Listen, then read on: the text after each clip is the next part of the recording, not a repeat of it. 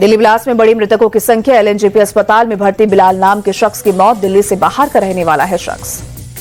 Blast वाली जगह से 100 मीटर दूर सुलभ शौचालय की छत पर एक शख्स का मिला हाथ। जोरदार ब्लास्ट के कारण दूर दूर तक गिरे शवों के उड़े पर खच्चे।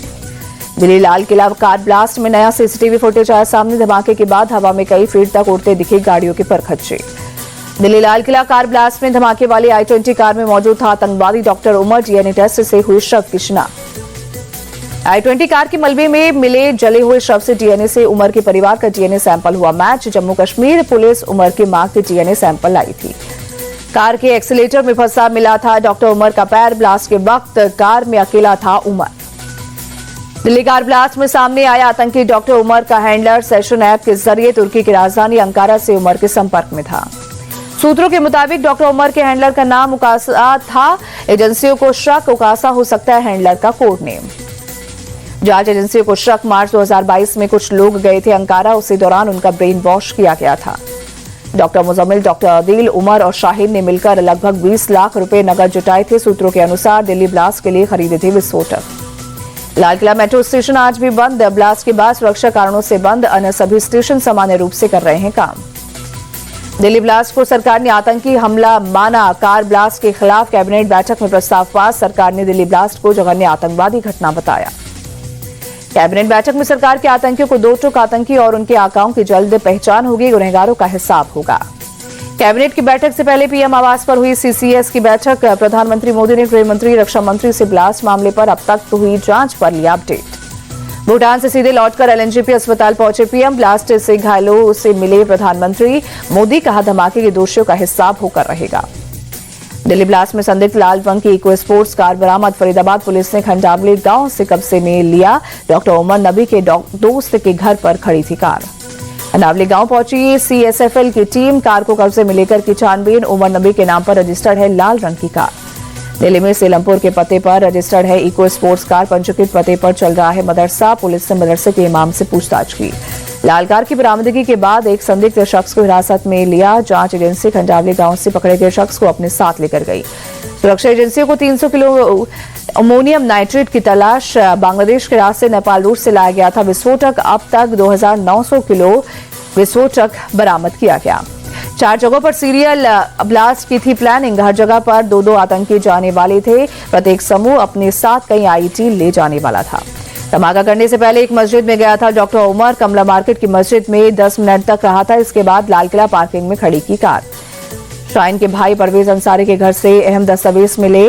कई गैजेट्स और कीपैड वाला फोन भी बरामद। परवेज, शाहीन और मुजम्मिल ऑनलाइन जुड़ते थे।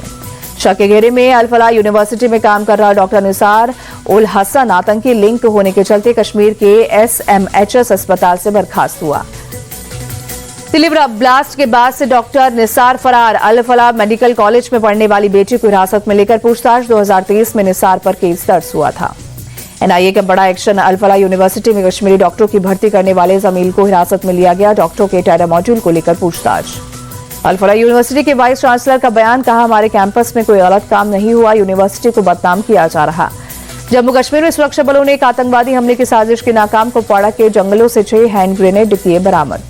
सुरक्षा बलों ने जंगल से मिले सभी हैंड ग्रेनेड को किया डिफ्यूज। आतंकवादियों के हाइड आउट का भी पता चला। पूरे इलाके में सर्च ऑपरेशन जारी। दिल्ली ब्लास्ट के बाद आपत्तिजनक पोस्ट के सिलसिले में असम में अब तक 15 लोग गिरफ्तार। सीएम हेमंत बिस्वा शर्मा ने एक्सपोज कर दी जानकारी। दिल्ली ब्लास्ट के बाद देश भर में अलर्ट। रामेश्वरम में बढ़ाई गई मंदिर की सुरक्षा व्यवस्था। मंदिर में आने वाले भक्तों की हो रही है सघन जांच।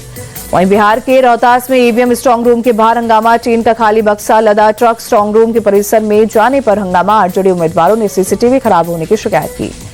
डीएम और एसपी मौके पर पहुंचकर प्रत्याशियों से बात की। स्ट्रांग रूम के बाहर धरना पर बैठे आरजेडी के प्रत्याशी। तेजस्वी यादव ने एग्जिट पोल को मानने से किया इनकार। कहा हम 18 नवंबर को शपथ लेंगे, उसमें कहीं कोई शक नहीं। तेजस्वी यादव के बयान पर डिप्टी सीएम विजय सिन्हा का पलटवार। कहा विपक्ष लोकसभा चुनाव में भी सरकार बना रहा था। जनता का जनादेश स्वीकार करना चाहिए।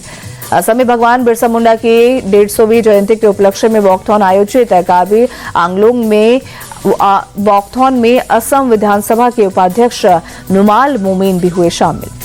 सुबह में इंडिया गेट और कर्तव्य पथ के आसपास AQI 396 दर्ज। सुबह में पूरे इलाके में जहरीली धुंध की घनी परत छाई। वहीं कटक में बाली यात्रा मेला के दौरान एक जांच व्हील में खराबी से 8 लोग 30 फीट की ऊंचाई पर फंसे। फायर फाइटर्स ने क्रेन की मदद से रेस्क्यू किया। यूपी के बलिया में पुलिस और गौतस्कर के बीच मुठभेड़, पुलिस ने गौतस्कर को किया गिरफ्तार। केरल के आलपुझा में पिकअप वैन पर गिरा फ्लाईओवर का गर्डर, हादसे के चपेट में आकर पिकअप वैन के ड्राइवर की गई जान। इस्लामाबाद में हुए धमाके के बाद 8 श्रीलंकाई खिलाड़ी स्वदेश लौटे। रावलपिंडी में खेले जाने वाला दूसरा वनडे मैच हुआ रद्द। इस्लामाबाद में बम फटने से खौफ में खिलाड़ी, जिम्बाब्वे के साथ होने वाली त्रिकोणीय सीरीज पर भी पड़ सकता है असर। 2009 में श्रीलंकाई क्रिकेट टीम की बस पर हुआ था आतंकी हमला। सम्मानित की गई भारतीय महिला क्रिकेट टीम की कप्तान हरमनप्रीत कौर चेन्नई के विलम्बल नेक्सस स्कूल में हुई सम्मानित।